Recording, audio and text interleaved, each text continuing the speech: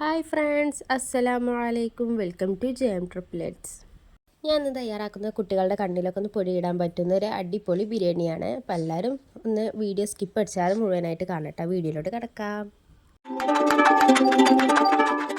അപ്പോൾ നമ്മൾ ബിരിയാണി ഉണ്ടാക്കുന്നത് ഇതാ കുക്കറിലാണ് കേട്ടോ. കുക്കറിലേക്ക് 2 ടേബിൾ സ്പൂണ് നെയ്യും അതുപോലെ ഒരു 2 ടേബിൾ സ്പൂണ് വെളിച്ചെണ്ണയും കൂടി ആഡ് ചെയ്ത് കൊടുത്തിട്ടുണ്ട് കേട്ടോ.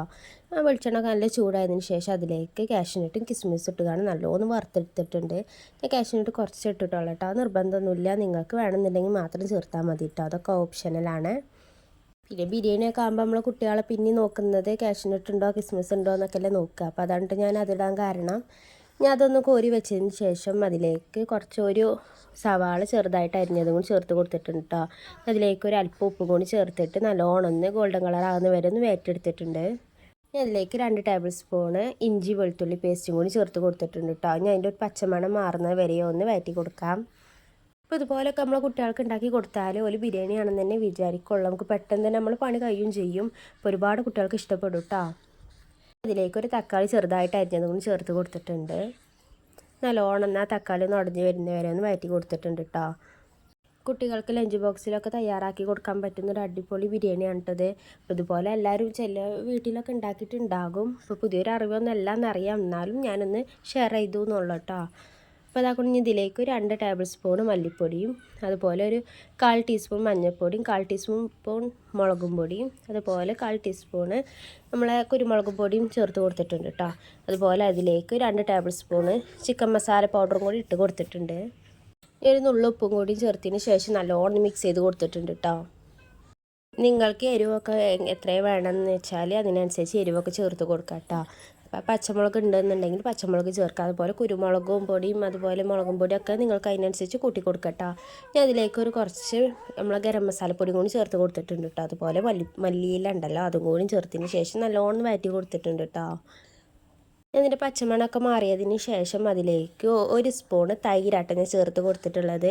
തൈരും കൂടി ചേർത്തതിന് ശേഷം നല്ലോണം മിക്സ് ചെയ്ത് കൊടുത്തതിന് ശേഷം അതിലേക്ക് 1 ടേബിൾ സ്പൂൺ വിനാഗിരി ഉണ്ടല്ലോ നമ്മളെ മലപ്പുറക്കാരെ സുർക്ക അതാട്ടോ ചേർത്ത് കൊടുത്തിട്ടുള്ളത്.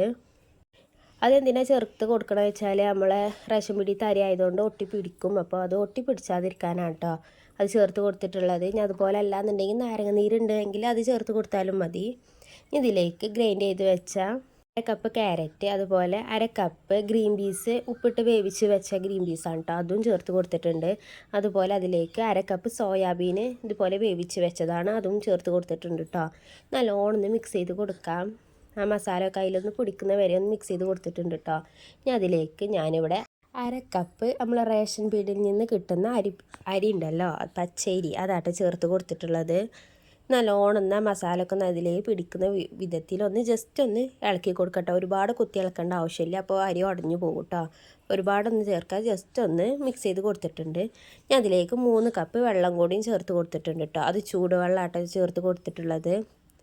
1 കപ്പ് അരിയിലേക്ക് 1.5 കപ്പ് വെള്ളമാട്ടോ നമ്മൾ ചേർത്ത് കൊടുക്കേണ്ട മെഷർമെൻറ്റ് എന്ന് പറയുന്നത്. അങ്ങനെയാണെന്നുണ്ടെങ്കിൽ പാകത്തെ വെള്ളമായിരിക്കും നമുക്ക് കിട്ടുന്നത്.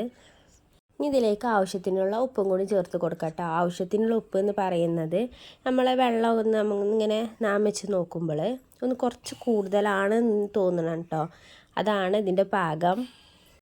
ഇനി ഈ വെള്ളം ഒന്ന് തിളക്കാനൊന്ന് മാറ്റി വെച്ചിട്ടുണ്ട് കേട്ടോ. നമ്മൾ തിളച്ച വെള്ളമാണ് ഓൾറെഡി ചേർത്തിട്ടുള്ളത്, അതുകൊണ്ട് പെട്ടെന്ന് തന്നെ തിളച്ച് വരും കേട്ടോ. ഞാൻ അതിലേക്ക് കാഷ്യൂനട്ടും കിസ്മിസും കൂടി ചേർത്ത് കൊടുത്തതിന് ശേഷം ഒരു 3 വിസിലിട്ടോ, കറക്റ്റ് 3 വിസിലാകുന്ന വരെ ഒന്ന് വേവിച്ചെടുക്കാം. അപ്പോൾ അതുകൊണ്ട് 3 വിസിലായതിന് ശേഷം തുറന്ന് നോക്കിയപ്പോൾ പാകത്തെ വേവായി വന്നിട്ടുണ്ട്. അപ്പോൾ നമ്മളെ കുട്ടികളെ കണ്ണിലൊക്കെ പൊടിയിടാൻ ബിരിയാണിയാണെന്ന് പറഞ്ഞിട്ടാണ് കൊടുത്താൽ മതി കേട്ടോ. അപ്പോൾ നല്ലൊരു രസം ഉണ്ടാകും കഴിക്കാൻ. അപ്പോൾ കുട്ടികൾക്ക് ഒരുപാട് ഇഷ്ടപ്പെടും ചെയ്യും കേട്ടോ. ഒരു ബിരിയാണിയാണെന്ന് തന്നെ വിചാരിക്കുള്ളൂ, കാണിച്ചാൽ അതിനനുസരിച്ചുള്ള ഫ്ലേവറും കാര്യങ്ങളൊക്കെ ഉണ്ടാവും കേട്ടോ ഈ ബിരിയാണിക്ക്. അപ്പോൾ ഇന്നത്തെ വീഡിയോ എത്ര ഉള്ളൂ ഇഷ്ടമാകുകയാണെന്നുണ്ടെങ്കിൽ ലൈക്ക് ചെയ്ത് സപ്പോർട്ട് ചെയ്യാൻ മറക്കരുത്. അതുപോലെ ചാനൽ ആദ്യമായിട്ടാണ് കാണുന്നതെങ്കിൽ സബ്സ്ക്രൈബ് ചെയ്ത് സപ്പോർട്ട് ചെയ്യാനും മറക്കരുത് കേട്ടോ. അപ്പോൾ നാളെ ഇൻഷാ അല്ലാഹ് മറ്റൊരു വീഡിയോ ആയിട്ട് വരാം. ബൈ.